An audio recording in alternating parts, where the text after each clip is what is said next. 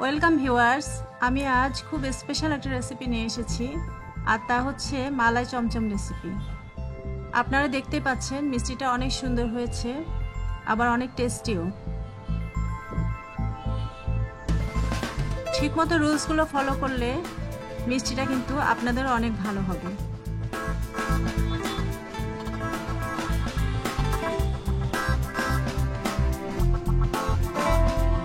এখানে আমি 1 cup milk powder নিয়েছি। এর সাথে আস্তে আস্তে সবগুলো উপকরণ মিশিয়ে নেব। প্রথমে এখানে দিয়ে দিচ্ছি সামান্য বেকিং পাউডার।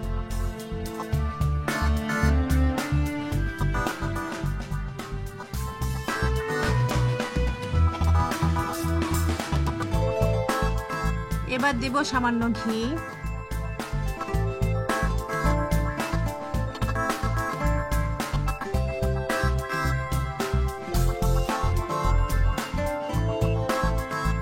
দুধের সাথে অল্প অল্প করে মিশিয়ে নিব যেন চাকা থেকে না যায়। এখানে একটা ডিম নিয়েছি। ডিমটা কিন্তু অবশ্যই 40 মিনিট আগেই ফ্রিজ থেকে বের করে রাখতে হবে, যেন নর্মাল টেম্পারেচারে চলে আসে। আমি অল্প অল্প করে মেশাচ্ছি যেন ডোটা শক্ত বা নরম হয়ে না যায়। ডোটা নরম হলে কিন্তু ভেঙে যাবে, আর শক্ত হলে ভেতরে শক্ত থেকে যাবে মিষ্টিটা।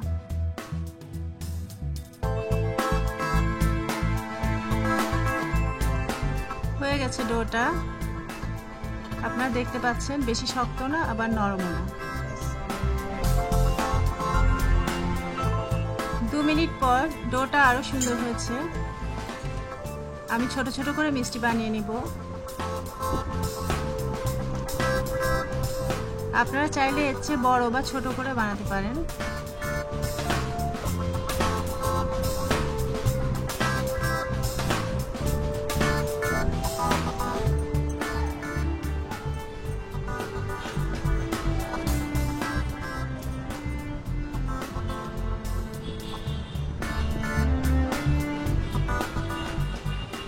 এভাবে সবগুলো বানিয়ে নিলাম মিষ্টি।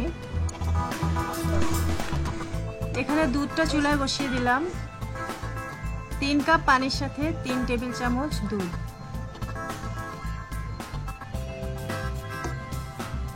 প্রথমবার ফুটে উঠলে আমি মিষ্টিগুলো দিয়ে দিব।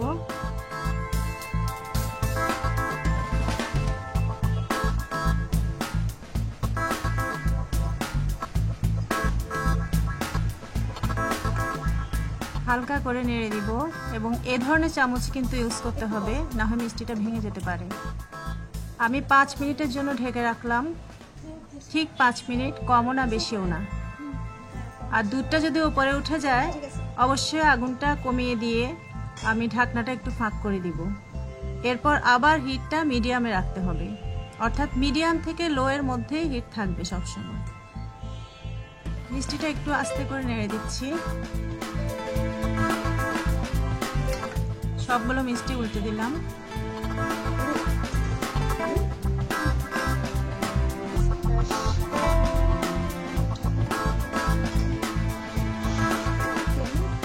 আপনারা দেখতে পাচ্ছেন মিষ্টিগুলো অনেক ফুলে উঠছে, আর মিষ্টিটা নামানোর পর কিন্তু একটু ছোট হয়ে যাবে, এত বড় থাকবে না।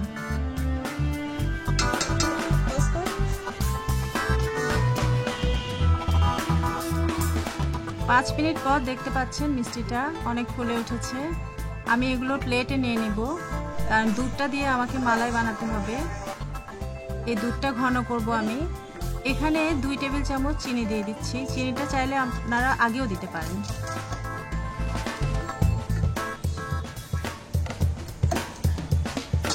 দেখতে পাচ্ছেন কালারটা চেঞ্জ হচ্ছে।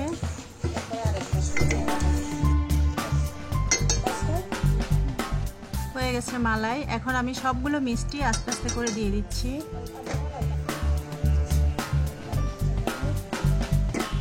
এবার এটা ঢেকে দিব, এবং পুরোপুরি ঠান্ডা না হওয়া পর্যন্ত আমি এভাবেই রেখে দিব চুলায়। আর হাঁড়িটা ধরে মাঝে মাঝে একটু নেড়ে দিব। তৈরি হয়ে গেল মালাই চমচম মিষ্টি। এখানে আমি সামান্য মাওয়া দিয়ে দিচ্ছি।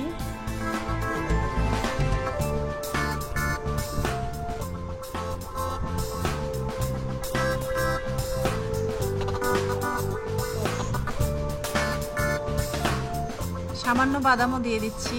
এটা পুরোপুরি অপশনাল, আপনারা চাইলে না দিলেও পারেন।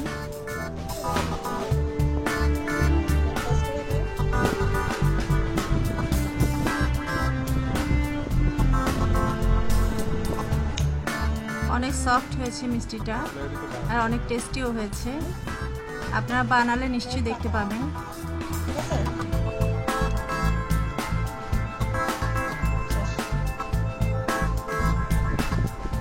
তৈরি হয়ে গেল মালাই চমচম মিষ্টি।